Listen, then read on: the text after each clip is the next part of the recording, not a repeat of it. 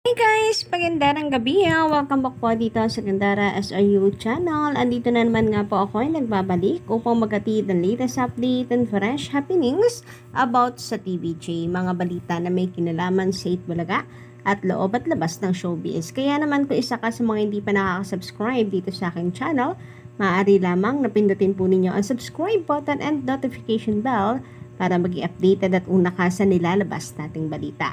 Samantala, ang mainit natin pag-uusapan para sa gabing ito ay pumapatungkol nga po dito sa inaasam po ng marami na sagot ni JDL tungkol sa pataba issue with Miles Ocampo. So, meron pong bagong post ngayon si JDL and ito nga kaya ay may kinalaman po sa pataba issue. Ito na kaya ang naturang sagot ni JDL sa nasabing issue. Samantala, pag-uusapan din po natin ang patungkol sa naging bonding ng EV family. Matapos po ang issue, eto po at nag-post si Tito Sen ng bonding po nila with the EV family. Ang kulit nga po kada records nung picture dahil parang napagkatuwaan po nila si Tito Sen. So, isa lang pong ibig sabihin yan, ang Itbulaga family nananatili pong matatag at hindi po naapektuhan ng mga bashers. Ano man po ang ginagawa po nilang paninira para ibagsak ang Itbulaga. Ang importante naman po kasi yung samahan po nila. As long as solid po sila, walang sino man po ang makakatibag sa kanila. But before that, pag-usapan po muna natin itong ilang naging pagtatalo po ngayon sa social media. Dahil nga po sa issue, sa pataba issue na pilit pong pinapalawak, pinapalaki ng mga bashers. So sabi nga dito, hindi nga bothered si Miles. If you watch the whole clip, even Tito Sen said his wish for Miles is to stop bullying him with pababa. Annoying old match pitch imitating Tito Soto's delivery. The Itbulaga family throw jokes to each other. They are comedy. They are comedy show after all. Kaya nga ang hirap po magpatawa na minsan sila na nga lang pong mga host para nakakasakay po, 'di ba? Nakaka-jive sa mga ganitong biruan pero minamasama po ng mga viewers. Para naman kasi sa akin, mas masama po pag sa iba ginawa ito. Like, lumagpas na nga po sa boundary, sa kanila pong bakod. And hindi naman po strangers sa isa't isa si JDL and si Miles Ocampo. Para maging uncomfy po si Miles Ocampo kay JDL or sa mga birong ganon. Sabi pa dito, pag sinabi bang tumaba or mataba, lait na yon? Body shaming na ba yon? How about kalbo, panot, unggoy, kabayo? Di ba madalas yung naririnig yan sa Showtime? But then, it's your idol. So it's okay. Lame. So ito po ang hirap pag binabalik po sa kanila. Feeling pa-victim po sila mga kadarikads, no?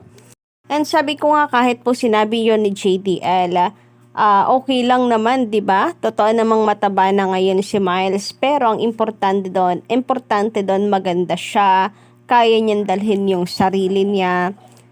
And kahit ano man ang maging weight niya, mahal na mahal siya ng EV family. Yun lang.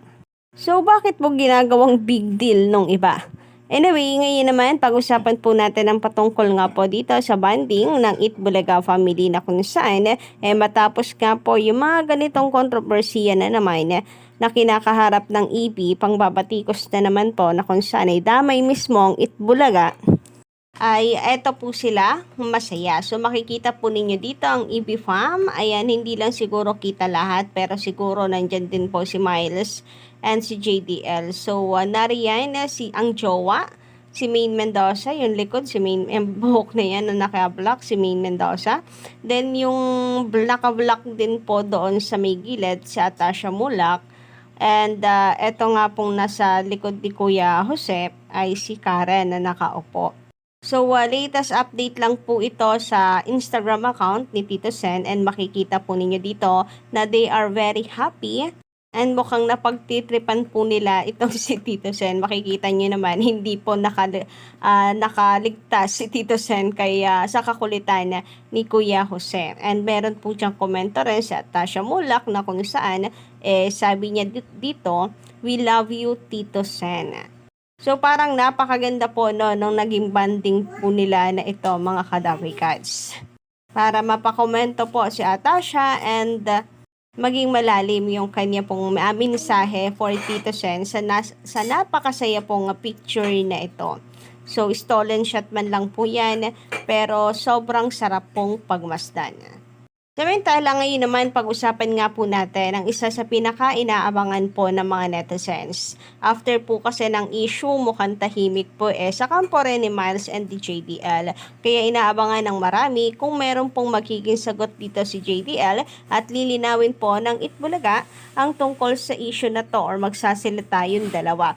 Kagaya po nung paglilinaw na ginawa po ni JDL sa 15 years issue naman na kanyang paghahamon na inaakala po na kapamilya fans Showtime ang hinahamon ni JDL. So nilinaw po niya agad yung issue, 'di ba, kinabukasan. So inaasahan nila na meron din pong paglilinaw na gagawin si JDL at sagot hinggil po dito sa another trending na naman sa social media. And siya ulit yung pinag-uusapan. Meron din pong mga nag-aabang sa magiging sagot ni Miles at paglilinaw kung wala lang ba iyon. So baka sa Lunes for sure wala yan kasi always naman po recorded yung kanilang pinapalabas Monday, Tuesday, then Wednesday po ata live. So, malay po natin pagka-live nila, linawin po at i-bring po ni Miles yung topic po nito at pagtawanan na lamang po sa Itbulaga. Anyway, mabalik po tayo kay JDL. Meron nga po bagong post ngayon si JDL sa kanyang social media na kung saan kasama po niya ang kanyang apo. And iniimbitahan nga po nila ang lahat para manood ng kanilang program or ng kanilang show dito sa Net25. Subalit, sinadya kaya ni JDL na mag-post ngayon para ipabatid po sa lahat na biro lamang ang kanyang ginawa po for Miles Ocampo and biroan lang po talaga yon sa kanila. Sabi kasi dito sa kanyang caption, Jacob and Lolo invite you to watch Oh No, It's BO, Biro Only, on Net25 at 8 tonight. And may mga nakadila pa pong emoji. So, alam naman daw po natin si JD, lagi pong merong hidden message sa kanyang mga sinasabi, kanyang mga wordplay, dyan po siya kilala. So, baka daw mayroon din siyang ibig sabihin dito. And sinadya niya mag-post upang ipabatid sa lahat na biroan lang yung nangyari po na nag-trending naman sa social media. Kayo ba guys, anong palagay ninyo? Ito na kaya ang sagot ni JDL sa lahat po ng mga naninira sa kanila? Samantala, sabi naman ng isa nating commentor, signing off. TVJ, gaya-gaya ng wig kasi, haha. Grabe naman, pati ba naman sa wig na sinusuot po ng mga Daway Cats natin, lalo na ng mga singing girls issue? Grabe bawal na ba magsuot ng wig? Si Vice Ganda lang ba ang may karapatang mag-wig? Ang OOA naman po ninyong lahat. Grabe nga naman yon. About signing off TVJ, para saan? Ano pong dahilan? Kung pagkalugi na naman ang inyo pong sasabihin, napakalaking fake news po nito dahil nilinaw na po ng TVJ ang tungkol sa issue na ito. Samantala, sabi naman dito ng isa pa nating commentor, lahat po ng segment ng kahit anong noontime show, galing lahat sa Itbulaga. Isipin nyo, 45 years. Bakit? Ilang taon na ba kayo para sabihin nyo na nanggaya ang Itbulaga? Yung ibang Showtime host, di pa sila pinanganak noon, pero ang Itbulaga nandyan.